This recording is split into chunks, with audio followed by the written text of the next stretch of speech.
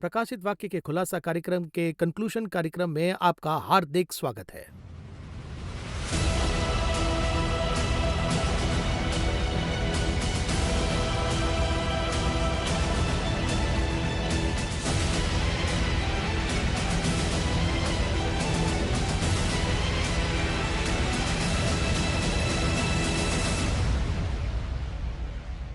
इस रेवलेशन कार्यक्रम के सीजन 2 में लगभग हमने 62 एपिसोड हमने किया है। हर एक एपिसोड में हमने बहुत कुछ खजानों को देखा है, बहुत कुछ सूक्ष्म चीज़ों को देखा है। पर कंक्लूजन की बात जब आती है तो मुझे कुछ अलग सा लगता है, क्योंकि हम जेनेसिस और रेवलेशन को एक नज़रिए से फर्स्ट 2 चैप्टर्स और लास्ट 2 चैप्टर्स को देख रहे हैं लगातार। पिछले एपिसोड को मैंने एक सवाल से समाप्त किया था, यानी रेवलेशन चैप्टर 21 में एक एक सवाल आता है। वो सवाल ये है कि वर्स 4 में and he will wipe away every tears from their eyes and there will no longer be any death, there will be no longer any mourning और क्राइंग और pain, the first things have passed away, ऐसा लिखा है। अब ये conclusion जो दर्शक देखे हैं वो ऑलरेडी अंदर आ चुके हैं। जो आ चुके हैं उनके लिए भी आंसू नहीं रहेगा और पेन नहीं रहेगा, ऐसा जब कहते हैं उसका जो डिटेल है वो अगर एक्सप्लेन करेंगे तो अच्छा रहेगा। हम अक्सर एक शब्द का उपयोग करते हैं, शायद आपको इसके बारे में पता होगा। ये एक अलग गैलेक्सी है। ये जो है इसे हमें रियलिटी में भूलना नहीं है। इसे हम आत्मिकता में, इस नए यरूशलेम के पीछे बहुत से आत्मिक विचार हैं। अभी हम उसमें नहीं जाएंगे, लेकिन अगर सच कहना है तो ये एक और गैलेक्सी है। उस गैलेक्सी का कॉन्सेप्ट यहाँ पर बताया है। इसके लिए तो एक अलग इमेजिनेशन ही जी चाहिए। हाँ, इसे आप सोच भी नहीं सकते नहीं हैं, कर सकते। क्योंकि देखिए हम तो बिल्कुल अलग ही कल्पना में या कहीं वास्तविकता में 7,000 या 6,000 साल से हम उसमें जी रहे हैं। देखिए हम लोग तो इसके बारे में कल्पना भी नहीं कर सकते हैं। अभी ऐसा इसकी कैसे कल्पना करेंगे? न घूमने वाली गैलेक्सी, चौकोन आकार की गैलेक्सी, सूरज चांद नहीं होंगे ऐसी गैलेक्सी, और उसके बाद में ऐसी गैलेक्सी जिसमें कोई जानवर नहीं है, ऐसी गैलेक्सी जहां समुंदर नहीं। कुछ भी इमेजिन नहीं कर सकते। इसमें जो कुछ भी है उसमें 90% ये नहीं है। अभी यहाँ से किसी को ले जाकर वहां पर रखने वाले एक ग्रुप हैं, तो वहां जाने वालों की मनस्थिति क्या होगी, आत्मा में कैसे रहे होंगे। तो हम यहाँ से वहां जाते वक्त तो हमारे जाने बिना ही आमतौर पर कुछ कार्य हमारे भीतर होते हैं। अब इस नए यरूशलेम में जाने वालों में और स्वर्ग में जाने वालों में फ़र्क है। देखिए यहाँ पर एक और वचन को हम यहाँ इसके साथ जोड़कर पढ़ते हैं तो आपको इसमें एक छोटा फ़र्क दिखाई देगा। और वो फ़र्क क्या है? ये प्रकाशित वाक्य अध्याय 7 में यहाँ वचन कहता है, 7, 16 और 17 में, वे फिर भूखे और प्यासे न होंगे और न उन पर धूप न कोई तपन पड़ेगी, क्योंकि मेमना जो सिंहासन के बीच में है उनकी रखवाली करेगा और उन्हें जीवन रूपी जल के सोते के पास ले जाया करेगा, और परमेश्वर उनकी आंखों से सब आंसू पोंछ डालेगा। तो फिर इसमें जो है और इसमें जो है उनमें एक छोटा सा अंतर है। ये तो स्वर्ग के लोग हैं। अभी हमने यहाँ पर जो पढ़ा है प्रकाशित वाक्य 21:4 में हम देखते हैं वो लोग तो नए यरूशलेम में हैं। तो इन दोनों में क्या अंतर है? बहुत अंतर है। पर इसके बारे में परमेश्वर बार बार कहते हैं, यानी यहाँ पर जो भी हैं जिसे हम कष्ट समझते हैं वो वहाँ नहीं है। और देखिए इसी के लिए तो वहाँ पर जा रहे हैं। देखिए यहाँ इस भूमि पर परमेश्वर ने एक वजह से रखा है, लेकिन हमने ही उसकी डिज़ाइन को बदल दिया फल खाकर। लेकिन उसके बाद भी परमेश्वर अभी हमें खुश रखना ही चाहते हैं। मैं कहता हूँ परमेश्वर नहीं चाहते कि हम दुख उठाएं या वेदना और पीड़ा को सहते जाएं। देखिए बहुत से लोग ये कहते हैं, पता नहीं परमेश्वर इतनी परीक्षा क्यों करते हैं। वचन कहता है परमेश्वर किसी की भी परीक्षा नहीं करते हैं। जिसकी भी परीक्षा हो रही है वो ये ना कहें कि मेरी परीक्षा परमेश्वर की ओर से हो रही है। क्या है कि परमेश्वर कहेंगे कि इस रास्ते पर चलो, सबसे पहले तो हम सुन नहीं पाएंगे। यही पहली समस्या है कि सुनाई नहीं देता। उसमें फिर चलते हैं और उसमें चलते हुए जो भी मोड़ हैं उसमें तो हम ही कारण हैं। दूसरी बात, मत जाओ कहेंगे तो सुनने पर भी हम उसमें चलते हैं। कहिए तो ये एक दूसरी मुसीबत है। और उसी की वजह से आने वाली कुछ बातें हैं। अनजाने में जाने की वजह से भी कुछ कारण होते हैं, जानबूझकर जाने के भी कुछ कारण हैं। जब हम ऐसी जगह पर आते हैं, समझकर तेवर से जानकर साहस के साथ जाना। अनजाने में चले जाए तो अगर वहां पर पुलिस वाले हैं तो वो जानते हैं। ऐसे अनजाने में आ गए हो तो ठीक है, तुम यहाँ से जाओ, यहाँ मत आना, ऐसे कहकर भेज देते हैं। लेकिन फिर से उसी रास्ते पर जाते हैं तो ये बात बिल्कुल अलग है, तब तो फाइन देना पड़ेगा।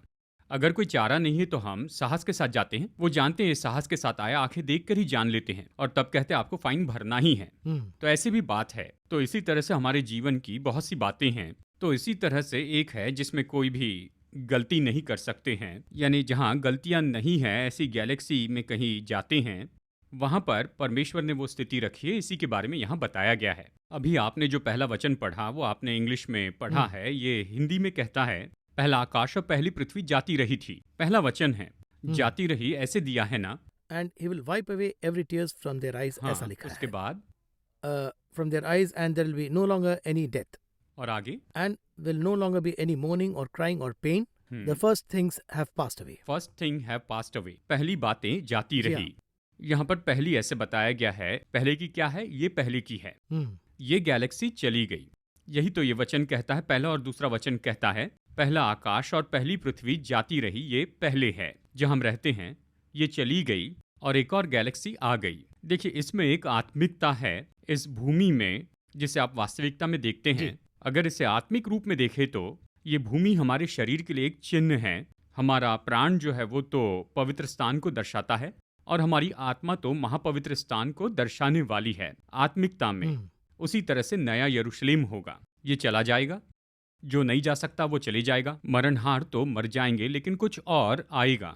लेकिन जब हम इसे 7वें अध्याय की तुलना में पढ़ते हैं, उनके आंसू पोंछे जाएंगे। यह मृत्यु नहीं, दुख नहीं, शोक नहीं, विलाप नहीं, इस तरह से कहता है ना। इस जगह पर आते समय आंखों में आंसू क्यों हैं? 7वें अध्याय में स्वर्ग के बारे में वचन कहता है, वचन ही कहता है, भूख नहीं, प्यास नहीं, और जो सिंहासन पर मेमना बैठा है वो उनके आंसुओं को पूछेगा, ये बार बार कहता है।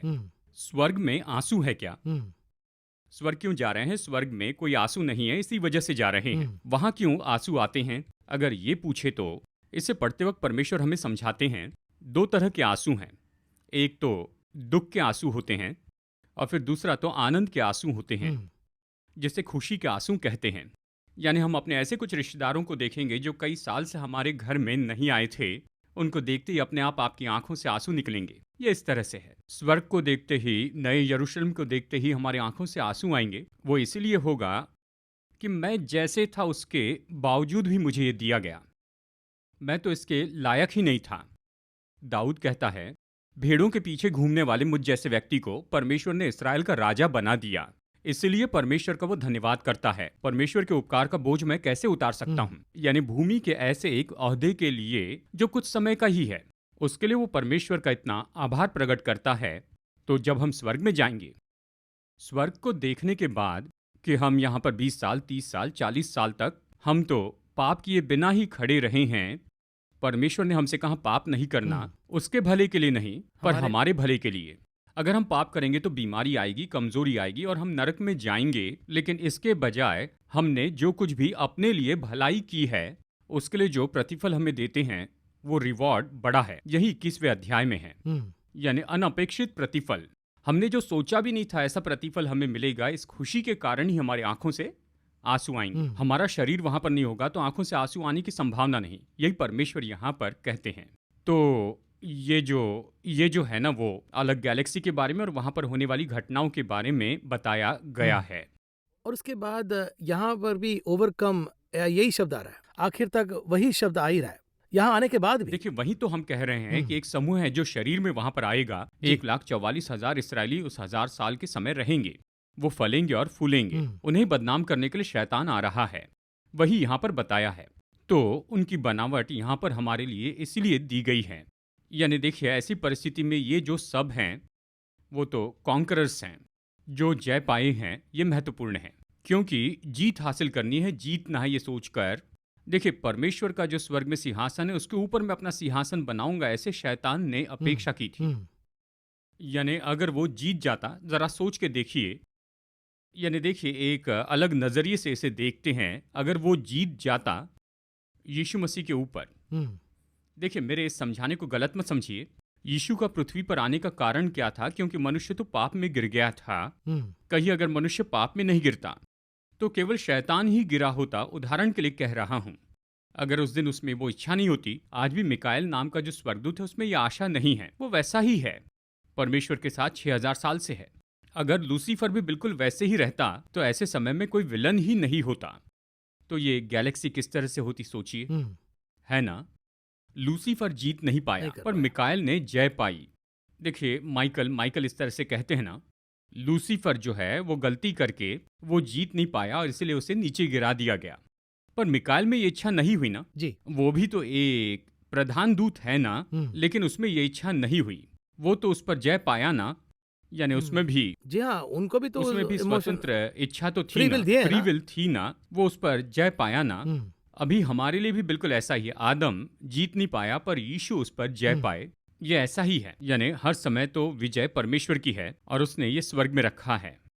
हमें और किसी पर आशा नहीं है, क्योंकि स्वर्ग में वहां पर सब जयवंत हैं। यानी यहाँ कहिए धन के लालच पर हम जय पाते हैं, यानी लालच पर जय पाए। जय पाए का मतलब धन नहीं चाहिए ऐसे नहीं कहूंगा, बाइबल इसके बारे में कभी नहीं कहती। धन नहीं चाहिए ये बाइबल में नहीं, धन का लालच नहीं करना है। भोजन के लिए बाइबल कुछ गलत नहीं कहती है, पर ज्यादा खाना गलत है। केवल खाने के लिए जीना तो गलत है। कुछ लोगों को देखे घर में सामान बस भरते रहते हैं, उपयोग नहीं करते। जरूरत नहीं, लेकिन देखते ऐसा लगता है कि उसे खरीद लेना है। ऐसे भी लोग हैं। अगर धन के लालच पर हम जयवंत हो जाएं, स्वर्ग में किसी भी चीज को देखिए आप में क्या नहीं होगा, जी हाँ, लालच नहीं होगा। यही कॉन्सेप्ट है। तो इसीलिए यहाँ पर यहीं पर ये खत्म कर देता है, क्योंकि जो भी हम देखते हैं वहां पर जो देखेंगे ये इससे भी एडवांस होगा। यानी यहीं पर उसके बीज को निकाल दिया गया है। यानी निकालने के बाद वहां पर जाते समय वो कुछ नहीं करेंगे, ऐसे लोगों को लेकर जाएंगे, वही तो जयवंत हैं। क्योंकि आपकी बातों में एक चीज करेक्ट है। अपोस्टल जॉन पैटमोस आइलैंड में जब उस एंजल को जब वो बात कहते हैं, तो ये जब उन्हें नमस्ते करते हैं तो वो मना करते हैं। वो एंजल कहते हैं कि नहीं, मैं नहीं, मुझे मत करो। ऐसा एक कॉन्वर्सेशन। ठीक है, तो फिर लूसीफर और उनमें क्या फर्क है? जी जी जी। सब लूसीफर के सामने झुके, ये लूसीफर की आशा है। प्रभु कहते हैं किसी को दंडवत नहीं करना, हाँ। परमेश्वर को ही करना। स्पष्ट है। बहुत साफ है। इसलिए वो जीत गए, यही उनकी सफलता उनका है। सक्सेस। और इसी तरह से हम सब के लिए है, सभी के लिए एक कॉन्सेप्ट है, नहीं कहेंगे, लेकिन सभी को तो जय पानी ही है। एक तरफ धन का लालच है तो दूसरी ओर पेटूपन है, और एक तरफ तो सांसारिक अभिलाषा यानी शरीर की अभिलाषा, आंखों की अभिलाषा, जीविका का घमंड है, शारीरिक इच्छाओं। देखिए हर एक के लिए सब कुछ अलग अलग हो सकता है। परमेश्वर सबको जीतने के लिए कहेंगे तो सबको एक ही चीज छोड़ने को नहीं कहेंगे। अब्राहम से कहा कि तू अपने कुटुंबियों को छोड़ दे, पर पतरस से मछली पकड़ने को छोड़ने को कहते हैं। पतरस से ये नहीं कहते कि अपनी पत्नी को छोड़ दे, अपनी सास को छोड़ दे, इस तरह से नहीं। उसके बाद पतरस यीशु को अपनी सास के पास में लेकर जाता है। पतरस को मछलियां पकड़ने को छोड़ने के लिए कहा। यूहन्ना को क्या छोड़ने के लिए कहा? जाल को छोड़कर मेरे पीछे हो ले। यूहन्ना बहुत प्रेम से भरा था। प्रभु पर प्रेम है तो माता पिता पर भी प्रेम होगा, और इसलिए अपने परिवार और जाल को छोड़कर वो आया। हर एक के लिए किसको छोड़ना ये सब अलग होगा। हमारे लिए है, यानी जब जय पाकर वहां जाते हैं किसी पर आशा नहीं होती, केवल परमेश्वर पर आशा होती है। पर उनके पास सब कुछ होता है, इसलिए परमेश्वर ने कहा कि चाहे जो कुछ भी हमें उससे मांगने की जरूरत नहीं होगी। इस तरह परमेश्वर कहते हैं। रेवलेशन चैप्टर 21 में बहुत से जेनेसिस चैप्टर 1 और 2 का बहुत कंपैरिजंस बहुत है। उसमें एक विषय मैं सवाल के तौर पर पूछ रहा हूँ। देखिए क्रिएशन में ही before God sun and moon को बनाने से पहले कैसा रहा होगा, ये एक सोच है, पर ऐसा लगता है उसका एक्सप्लेनेशन यहाँ पर आ रहा है। उस नजरिए को हम कैसे समझेंगे? देखिए सामान्य रूप में, वैज्ञानिक रूप में कहे तो हम सूर्य के कुटुंब पर हैं, यानी हम तो सूर्य के कुटुंब के हैं। सोर्स सूर्य पर आधारित है, इसमें कोई दो राय तो नहीं है। परमेश्वर ने ऐसे बनाया है। परमेश्वर ने सूर्य को चौथे दिन बनाया, ऐसे बाइबल कहती है। चौथे दिन सूर्य और चांद को बनाया, ऐसे कहा गया है। पहले 3 दिन वो रोशनी कहाँ से आई थी? बहुत से लोग जो सवाल पूछते हैं, यानी मसीहत के खिलाफ एक सवाल जो पूछा गया किताब में, लिखने वाले मसीह थे, वो ये सवाल पूछते हैं, यानी चौथे दिन सूरज और चांद बने, मैं भी इसे मानता हूँ, लेकिन उसके पहले रोशनी कहाँ से आई? देखिए कई बार हम क्या करते हैं कि एक विचार को चुन लेते हैं और बात करने लगते हैं ना। देखिए यहाँ पर बात है कि आप तो शुरू से ही दर्शकों को इस बात को बता रहे हैं कि यह उजियाला कहाँ से आया। देखिए वचन में कहा गया है, स्पष्ट कहा गया है, 23 वचन कहता है उस नगर में सूर्य और चांद के उजियाले की आवश्यकता नहीं। परमेश्वर के तेज से उस नगर में उजियाला हो रहा है और मेमना उसका दीपक है। तो देखिए उजियाले का जो स्रोत है वो कहाँ है? वो तो परमेश्वर ही है। हमारे लिए सूरज स्रोत है और उसके बाद में चांद भी स्रोत है, रिफ्लेक्ट करता है। यही तो विज्ञान हमें बताता है, यानी सूरज की रोशनी। अब सूरज की रोशनी कौन बनाता है? बहुत से लोग कहते हैं सूरज ऐसे बना वैसे बना कहते हैं।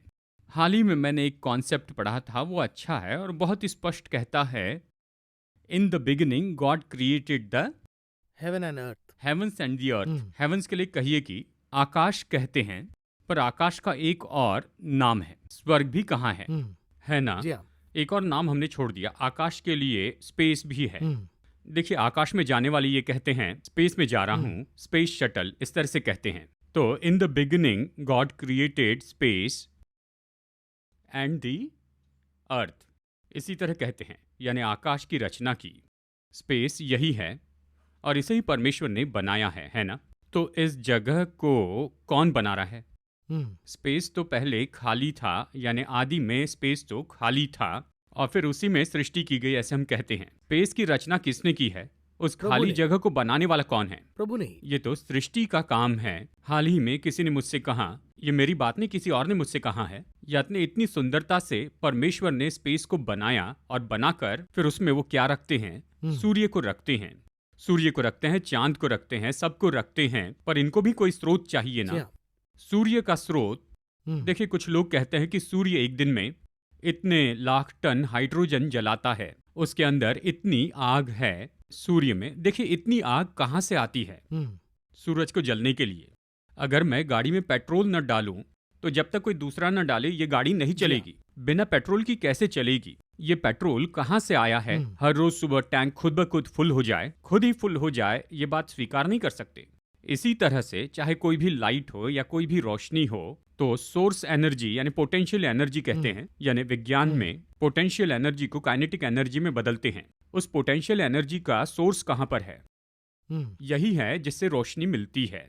अब ये रोशनी कहाँ पर आने वाली, अगर ये पूछे तो नए यरूशलेम में आएगी। देखिए, आदि में चौथे दिन सूर्य और चांद को बनाया। क्यों रखते हैं? मनुष्य को उसकी जरूरत है, इसलिए।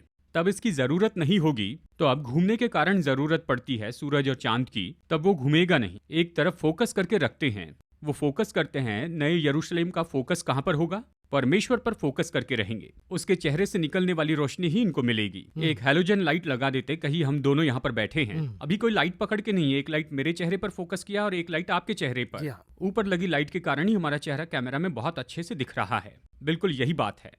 परमेश्वर के सामने नया यरूशलेम फिक्स किया जाएगा, परमेश्वर की रोशनी उस पर आएगी, यही सोर्स लाइट तो है। उसका रिफ्लेक्शन, ये रिफ्लेक्शन है, परमेश्वर का रिफ्लेक्शन उन पर होगा। और देखिए इसी तरह से वहां विज्ञान का भी तरीका होगा। और इसलिए बार बार गैलेक्सी गैलेक्सी इस तरह के शब्दों का हम उपयोग करते हैं। परमेश्वर वास्तविकता है, आत्मिकता है, वर्चुअलिटी नहीं, लेकिन रियलिटी और स्पिरिचुअलिटी है। ये कॉन्सेप्ट यहाँ पर कहा गया है, बहुत ही कमाल की बात है। जी हाँ, 27th वर्स आखिर में ये विषय है 21st चैप्टर में। And nothing unclean and no one who practises abomination and line shall ever come into it, but only those whose names are written in the Lamb's book of life. अब ये book of life के बारे में बहुत सी जानकारी तो है ही, क्योंकि क्रिएशन में ही दो ट्री रख रहे हैं, दो पेड़ रख रहे हैं, यहाँ बुक ऑफ लाइफ है। तो इसे हम कैसे समझेंगे, अंडरस्टैंड करेंगे? परमेश्वर के पास बहुत सी पुस्तकें हैं, बहुत सी पुस्तकें उसके पास हैं।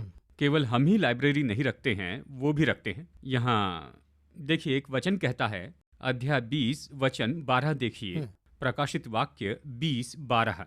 फिर मैंने छोटे बड़े सब मरे हुओं को सिंहासन के सामने खड़े हुए देखा और पुस्तकें खोली गई, इस तरह ये कहता है। फिर एक और पुस्तक खोली गई, अर्थात जीवन की पुस्तक, और जैसा उन पुस्तकों में लिखा हुआ था वैसे ही उनके कामों के अनुसार मरे हुओं का न्याय किया गया, ये कहता है। यानी लिखते समय ही एक अलग फोल्डर बना लेते हैं, दो अलग किताबें रखते हैं, दो अलग डायरी रखते हैं। अगर हमारे शब्दों में कहें तो बुरे लोग जो मरे हैं उनमें से कोई भी स्वर्ग में नहीं जाएगा, नए यरूशलेम में भी नहीं जाएंगे।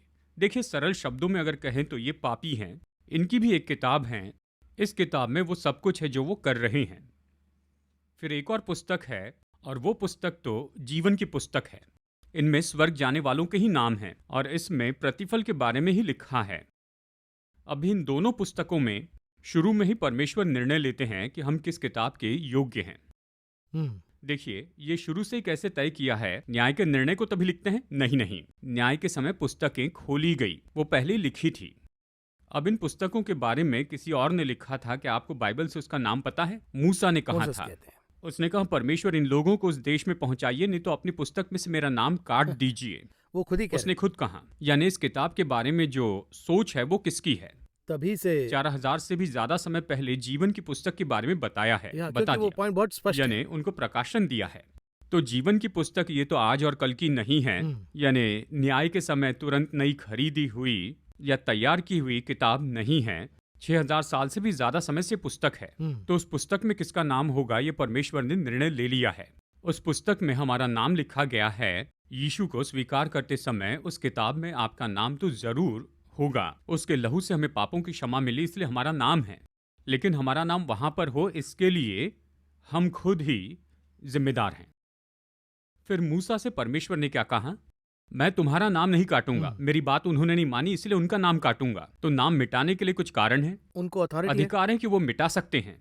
उसके पास एक रबर है, कहिए इरेजर है, तो नाम मिटाने की भी संभावना है। यानी ये लिखना तो हमारे लिए संभावना है। यानी यात्रा की टिकट तो दे दी है। उस टिकट के कारण मैं सही ढंग से यात्रा करूं, ये मेरी जिम्मेदारी है। अगर मैं कुछ गलती करता हूं तो नीचे उतार देंगे। यहाँ पर बिल्कुल यही बात है। देखिए, इस तरह से यहाँ जो किताबें हैं, दो तरह की किताबें हैं। बहुत सी किताबें हैं, जीवन की पुस्तक और स्मरण की भी पुस्तक है, बुक ऑफ रिमेम्बरेंस। हाँ, बुक ऑफ रिमेम्बरेंस। ऐसी बहुत सी किताबें हैं। हर एक किताब में हर एक बात लिखी गई है। तो देखिए, ये नए यरूशलेम में जाने वाले लोगों का नाम तो जीवन की पुस्तक में वहां पर लिखा गया है। यानी उसमें जो नाम लिखे हैं केवल वही नए यरूशलेम में जाएंगे। वहां पर ऐसे आने वालों का क्वालिफिकेशन आप यहाँ पर देख सकते हैं। सभी जो यीशु मसीह को स्वीकार करते हैं, क्या वो सभी वहां पर भीतर जाएंगे? अभी जैसे हम देखते हैं ना, बहुत से जो चर्च होते हैं उनमें मेंबर्स की लिस्ट होती है, मेंबर्स लिस्ट होती है। क्या ये वैसी कोई किताब है मेंबर्स लिस्ट में नाम हो तो वहां पर जाएंगे? ऐसी बात नहीं है। मेंबर्स लिस्ट में जो है, क्या वो वहां पर होंगे? इसके बारे में देखिए, वचन में देखेंगे। आप इंग्लिश में पढ़िए, मैं हिंदी में पढ़ता हूँ। अशुद्ध, अनक्लीन। देखिए, इसी तरह से लिखा है ना, अनक्लीन, अपवित्र, घृणित काम करने वाला, झूठ का गढ़ने वाला उसमें प्रवेश नहीं करेगा। जो प्रभु के अनुसार नहीं, ऐसे घिनौने व्यक्ति, यहजकेल अध्याय 8 में यहाँ पर परमेश्वर ने बताया है। बाइबल में बहुत सी जगह पर है, प्रभु को न प्यारे ऐसे घिनौने लोग, झूठ का गढ़ने वाला। झूठ ये परमेश्वर के लिए कितना गंभीर है, देखिए। देखिए, लोग तो बहुत सोचकर झूठ बोलते हैं। क्यों ऐसा पूछे तो देखिए, अगर हम नरक में जाने वालों की सूची देखें तो यहाँ पर उसमें झूठे पाए जाते हैं। झूठ को इतनी गंभीरता से क्यों लेते हैं परमेश्वर, ये पूछे तो? झूठ का पिता कौन है पूछे तो वो तो शैतान है। देखिए, शैतान की बेसिक क्वालिटी है झूठ बोलना। उसके बारे में बताना हो कि वो तो झूठा है। उसके बाद में उसके सारे गुणों के बारे में कहेंगे, क्योंकि स्टार्टिंग में ही उसने झूठ बोल के शुरू में ही झूठा है कहने पर। देखिए, मनुष्य के गिरने के पीछे कारण तो शैतान का वो झूठ है। ये झूठ तो कैसे होता है? सीधा झूठ नहीं, पर छिपाने वाला झूठ है। ये दोनों एक ही है। बिलीव करने जैसा होगा। जी हाँ, एक तो ये परमेश्वर ने जो कहा वो सीधा नहीं बोलते हैं, दूसरा जो कहा है उसे बदल देता है, यही वो करता है। तो ये झूठ ही परमेश्वर को घिनौना लगता है, ऐसे बाइबल कहती है। इसमें क्या समस्या है देखिए, बाकी सब उसके बाद आते हैं। ये झूठ जो है, देखिए, इन दिनों में बस आम तौर पर ऐसे बोल देते हैं, झूठ कहते हैं। अभी देखिए, आदम क्या तूने फल खाया ये पूछा तो आदम क्या जवाब देता है? तूने जो स्त्री दी है उसी ने मुझे खिलाया। जी हाँ। अब देखिए, वो जवाब में बिल्कुल सही जवाब दे रहा है कि नहीं? नहीं दे रहा। देखिए, जब वो झूठ बोलता है वो तो बदल कर इस तरह शब्द कहता है। अब यही कॉन्सेप्ट शैतान के बारे में देखिए, फल खाते ही तू मर जाएगा, ऐसे परमेश्वर ने कहा था, स्ट्रेट वर्ड था। पर इसने कहा फल खाने पर तू नहीं मरेगा। तो आदम फल खाते ही तुरंत मर गया, फल खाने पर मरा? नहीं मरा। देखिए, उसने कहा झूठ था, क्योंकि यानी वो फल खाने के बाद ही उसका मरना शुरू हो गया। मरना शुरू हो गया और 930 साल के बाद वो मर गया। जी हाँ, बर्थ डेट आ गया। बर्थ डेट आ गई। तो परमेश्वर ने जो कहा था वो सच था और इसने जो बताया वो झूठ था। अब यही बात इसमें आ गई थी, आदम में आ गई थी। फल खाया क्या? मैंने खाया या नहीं खाया इस तरह से जवाब नहीं दिया, स्त्री ने मुझे दिया। क्या अब इसका कोई जवाब है? नहीं है। देखिए, मेरे एक मित्र हैं, देखिए ये तो सच्चाई है। यानी उन्हें खाना परोसने पर खाना अच्छा है क्या ये पूछे तो खाने के बारे में उनके कितने जवाब होने चाहिए? एक ही जवाब है। कौन सा जवाब? या फिर अच्छा है या फिर अच्छा नहीं है। बस दो ही जवाब है, एक अच्छा है या फिर अच्छा नहीं है। पर उनके पास तीसरा जवाब है, पता नहीं कहते हैं। ओह ऐसा एक जवाब है उनके पास, यानी खाकर पता नहीं कहेंगे। पता नहीं कहते। मेरे लिए उनका ये जवाब तो बहुत ही अजीब था। मैंने फिर से कहा, एक तो अच्छा है कहिए या फिर अच्छा नहीं है ये कहिए, कोई बात नहीं। पता नहीं कहते हैं तो मुझे सच में पता नहीं ये कहते हैं। ऐसा भी एक कैरेक्टर? ऐसा एक कैरेक्टर है। इसी तरह से फल खाया क्या, हाँ खाया या नहीं खाया, दोनों नहीं। तीसरा जवाब है स्त्री ने मुझे दिया है। फिर भी उस वही कह स्त्री से पूछा क्या तूने खाया, तो क्या कहा, इस सर्प ने मुझे दिया। उन्होंने भी ट्विस्ट कर वो भी दिया। उल्टा जवाब देती। कैन से पूछा तेरा भाई कहाँ है, हम्म, दो ही जवाब थे, एक तो मार दिया नहीं तो या फिर और कुछ कहता। पर कहता है क्या मैं अपने भाई का रक्षक हूं। तो देखिए शुरू से ही झूठ बोलना शुरू कर देते हैं। ये झूठ नरक की ओर लेकर जाता है। बड़ी आसानी से कह देते हैं, बहुत ही आसानी से। स्टेज पर से अपनी कलीसिया में कितने तो भी लोग झूठ बोलते हैं। है तो है कहना चाहिए, नहीं है तो नहीं है कहना चाहिए, बाकी सब झूठ है। स्वयं परमेश्वर ने ये कहा है, यानी परमेश्वर के लिए झूठ बोल रहे हैं ऐसे भी एक ग्रुप है। झूठी गवाही देते हैं। क्योंकि उन्होंने कहने के लिए नहीं वो कहा। कहाँ कहने के लिए कहते हैं, वो अपने बारे में ही कह दे तो ये काफी है। और इसीलिए अब समय नहीं है उनके लिए क्यों हम झूठी गवाही दें। ऐसा कहने की जरूरत ही क्या है। झूठ कहकर किसी को बचा सकते हैं? बिल्कुल नहीं। तो फिर जो आने वाला ऐसे से रुकेगा क्या? सब पता चल जाएगा। देखिए किसी ने मुझे अच्छा उदाहरण दिया, यानी देखिए सच कहने के बाद में उसके बारे में आपको चिंतित होने की जरूरत नहीं, आप उसे भूल सकते हैं बताने के बाद। लेकिन अगर झूठ बोले तो उसे बचाने के लिए पूरा जीवन सोचते रहना पड़ेगा, क्योंकि वो झूठ आप एक बार बोल चुके हैं। अब कहीं पर भी इस झूठ को बदल कर कह दिए तो फिर यहाँ पर पकड़े जाएंगे। इसलिए झूठ बोले तो जीवन भर क्या करना होगा, वही चीज रिपीट होते रिपीट रहेगा। करना होगा, बार बार वही सोचना होगा। एक बार कह दे तो अच्छा है, उसके बाद आपको बचाने की कोई जरूरत नहीं। इसी तरह से तो सबसे जो अच्छा है, मुझे इस वचन में सबसे ज्यादा क्या पसंद है, देखिए ऐसा एक शब्द होगा, हिंदी में है, इंग्लिश में भी ऐसा होगा, गंदा और घिनौना और झूठ का गढ़ने वाला ऐसे कहाँ है। देखिए आप इंग्लिश में से पढ़िए। And no one who practises, no one, no one, no one, इस तरह है ना। अब कोई भी ऐसे ही है ना, यानी इन घिनौने कामों में से एक भी हो, यानी एक भी हो तो वो नहीं जा पाएंगे। सोच के देखिए। देखिए Standard, यही तो standard. इसका स्टैंडर्ड है। ये पूरा क्वालिफिकेशन होगा तो ही वो जा पाएंगे। यानी यहाँ 500 में से 500 ले तभी ही आप भीतर जा पाएंगे, ये कहता है। 499 भी हुए तो नहीं जा पाएंगे। बहुत ही वो परफेक्शन। देखिए अंतिम समय में हम क्या कहते हैं, तो आप जैसे भी हो आप वहां पर जा पाएंगे, यानी जैसे भी हो स्वर्ग में जा सकते हैं। इस तरह से लोग उपदेश देते हैं ना। देखिए मेरे हिसाब से ये स्वर्ग को, नए यरूशलेम को और परमेश्वर को नीचा दिखाना है, छोटा करना है। उस पवित्र परमेश्वर को देखना है तो, यानी कहीं अगर आग में जाना है तो हमें वैसे ही कपड़े पहनकर भीतर जाना है, वरना नहीं जा पाएंगे। स्पेस में जाना है तो बिल्कुल उसके लिए जरूरी कपड़े पहन के जाना है। स्वर्ग में जाना है तो उसके लायक शुद्ध होना चाहिए, नहीं तो फिर नहीं जा पाएंगे। आज देखिए सब लोग इस बात को मिलाकर झूठ कहते हैं कि चाहे कोई भी हो वो तो स्वर्ग जा सकता है। एक तरह से ये तो शैतान के झूठ को मॉडिफाइड करके झूठ बोलना है। बहुत से बातों का आपने एक्सप्लेन किया ब्रदर जगन। इस कार्यक्रम में मैंने यही सीखा कि ये लास्ट 2 चैप्टर्स जो है वो सिर्फ मुख्य ही नहीं, इसे फाउंडेशन के रूप में हमें समझना है। यही चीज एक बिलीवर या फिर एक डिसाइबल जब हम बनते हैं तो इस फाउंडेशन को जब हम समझेंगे तो हम दौड़ सकते हैं। बिल्कुल सही कहा। एक विश्वासी तो चेला है। सो उस कॉन्सेप्ट के अंदर हम आए हैं, ये पहला। दूसरी बात, हम अगले एपिसोड में हम लास्ट चैप्टर के अंदर जा रहे हैं। अगला chapter, the last chapter in revelation, क्या उम्मीद कर सकते हैं?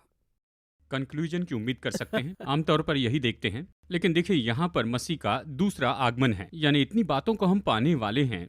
तो यहाँ पर राह देखना है, ये कॉन्सेप्ट है, एक अलग ही परिभाषा के साथ परमेश्वर ये हमें देते हैं। यानी अगर तुम ये करोगे तो तुम्हें पिताजी ये देंगे, इस तरह से पिताजी कहते हैं ना, पास हो जाओगे तो कुछ लेकर दूंगा, रिवॉर्ड के बारे में Reward. कहते हैं ना। देखिए इसी तरह का ये कॉन्सेप्ट अध्याय 22 में है। पूरी बाइबल का ये कंक्लूजन दिया है। परमेश्वर के बारे में कुछ बातें हैं जिन्हें हम यहाँ देखेंगे। इस कार्यक्रम में आने के लिए बहुत बहुत धन्यवाद। I will see you again in next episode of प्रकाशित वाक्य का खुलासा। धन्यवाद, नमस्कार।